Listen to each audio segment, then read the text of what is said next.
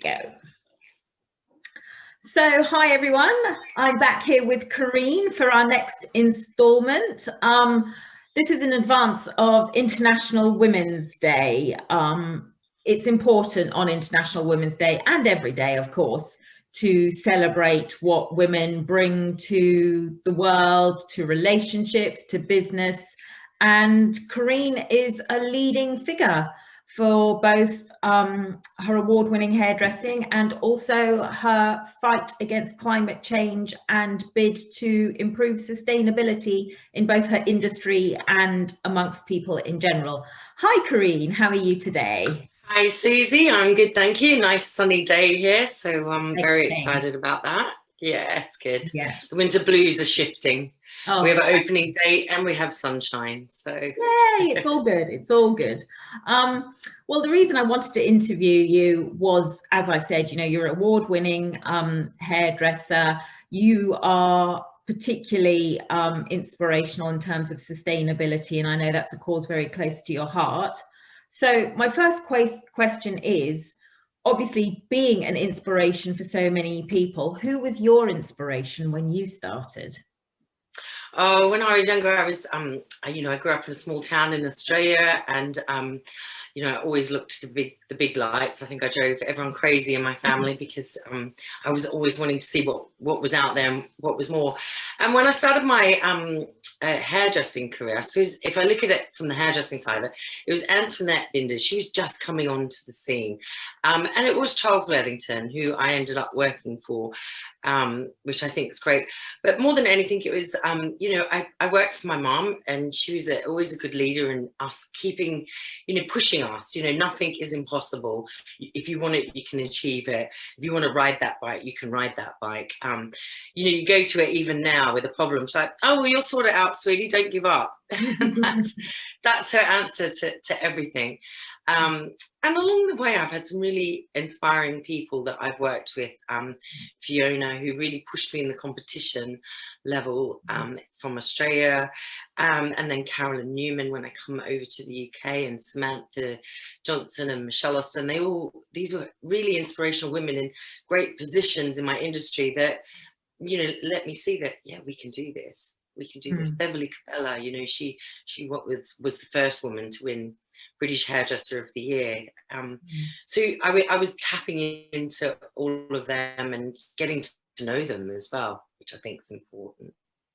Oh, fabulous. But I mean, I think you're right. Quite often our parents are our first teachers, and if they instill that positive mindset in you, then, you know, you can go so far if you've got that as your base, and then obviously you just meet the right people who kind of help you on the way.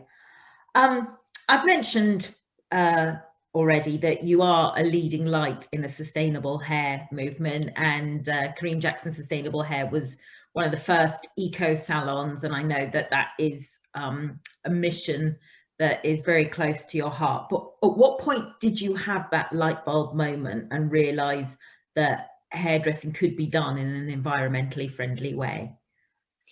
Do you know, it wasn't a path that I was on. It's something I've always been aware of, especially from where I live. You know, people fish, it's a small town. There's very little litter on the streets. So when I came to London, it was a big eye-opener that it wasn't automatic that you recycled and you did things like that. So my business has always been like that. The moment I realized I could do more was when one of my really dear clients came to me and said she had cancer. And she asked me to look into brands that you know, didn't have as many chemicals. I started doing research and I realized what we were doing as an industry, you know, the fabrics we're using, the hair dye, you know, make sure you're not buying nylon and all of that. And so I slowly, we changed brands, and she's recovered. She had a bumpy road, but she's recovered. And, you know, we're using brands that are B Corp, so they're looking after the environment globally, not just within you know, our business or their business. And it's been small steps all the way, and my team have been on that journey with me and our clients. So quite often a client point out, that product over there isn't really what it should be, maybe you should change it. So it's been to use the pun, it's been an organic journey into sustainability. Yeah. So it's been there, and I think anything like that, it's been there. I was just given the opportunity from the client to really look at it, and I think that's where clients really are brilliant, because they will put suggestions forward that you need to listen to. No, it's great that it's a conversation you're having with your clients, and that it's not just a kind of unilateral decision, right, from today on we're going to be more sustainable, you know, that it was a personal thing that kind of instigated it. And I know that it doesn't just stop with the hair products, does it? You know, you've got oat milk and things with your drinks, and you don't use plastic bottles and everything. It's all the little things that add up into, you know, a big change. I know, and a lot of people think, oh, you know, it's too difficult to be sustainable. One small change each day amounts up. And if we all do it, you know, there's 46,000 hair salons in the UK. Wow. Every salon did one thing every day. Could you imagine the change we could make? Oh, it would be fantastic. It really would. And I, for one, certainly hope to, you know, be part of that. I mean, I'm talking to my hairstylist. You know, it was the last question I asked my hairdresser was, you know, what's the more organic, environmentally friendly shampoo you can sell me? So we'll see how that goes. I know, and it's talking about it. So I'm going to just add in there that it's fine. It's sometimes you just don't think about things until somebody else mentions it. Yeah. And you take it on and you go away and you think, I could change that. Actually, I could change that. I think it's a conversation we all need to have. Everybody go out to your hairstylist and mention about being sustainable, because they just may not have considered it. So, and they can talk to Karine for advice. Yes, definitely. Well, I'm actually doing a few sustainable talks. So I've got one on Sunday with PB World, talking about sustainability in your salons. So I'm not sure when this is going, but if it's out in time, 28th, we're on live at 5 p.m. And hopefully that might also be recorded, and then we can point people towards it at a later date if they definitely. On to more of like the business side of things now. As a female entrepreneur, which obviously you are, what piece of advice would you give to any other women starting out in business, perhaps, you know, striking out on their own? Don't be shy to ask for help. And there are so many organizations out there willing to help. But even within your industry, you know, if there's a peer that you have that you want, you know, you think, oh my God, they're so amazing, go over and introduce yourself. And if they're great, they will respond to you. If they're not, then you don't want to talk to them anyway. But go up there, and, you know, along the way, I've made so many wonderful friends. I've joined Vital Voices group, which I did a program, and that came through one of our suppliers from Easy Dry Towels, and she'd done this program for women working sustainably, and she then phoned me up. She said, I hope I'm not out of order, but I think you'd be great on this program.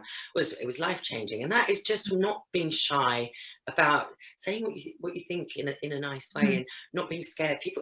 Most people respond to you with open arms and want to help you. Anyone that comes up to me and asks for advice, oh God, I'm there for them, 100%. No, I know what you mean. I mean, generally people love to help and they love to give advice. It's a strange person that would tell you to go away. And like you say, there's so much free advice that can actually be found out there. It doesn't have to cost the earth, you know. Yeah, and there's so many inspiring people, you know, male, female.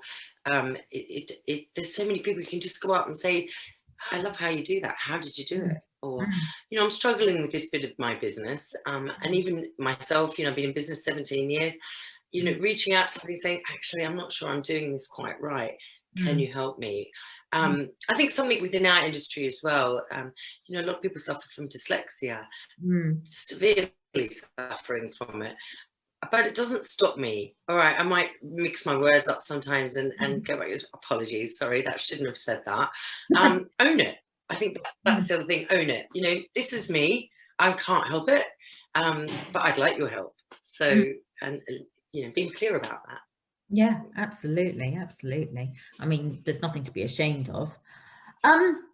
Looking forward then to the future, where do you see Karine Jackson sustainable hair, and indeed the hairdressing industry, perhaps in the next 10, 20 years? Where do you hope it to be? Well, in my crazy head, I visualize we're on the cusp of something brand new at the moment. You know, within the industry, I'm very much known for sustainability, organic coloring, and you know, a lot of people have put me down for that over the years, and now it's at the forefront of people's thinking. You know, I'm doing talks everywhere about it. I'm helping companies restructure how they you know, how they run, and it's simple things. So I've taken on the building company. We're having some work done on the little plastic corner things they put in between tiles. So I spoke to a lady about it, and she said, well, I've got an idea. I said, whoa, come on, let's do it. And I'm actually going to communicate with her a bit more about her sustainable idea. And it's just getting the conversation going. So going back to your question, sorry, I've gone off on a tangent, but I think it's changing. I think the value of the hairdresser is changing. It's important that you value your time. And, you know, we can't be doing things for £5 an hour or £10 an hour. We're worth more than that. So, you know, that's changing how we run salons and how we do it sustainably.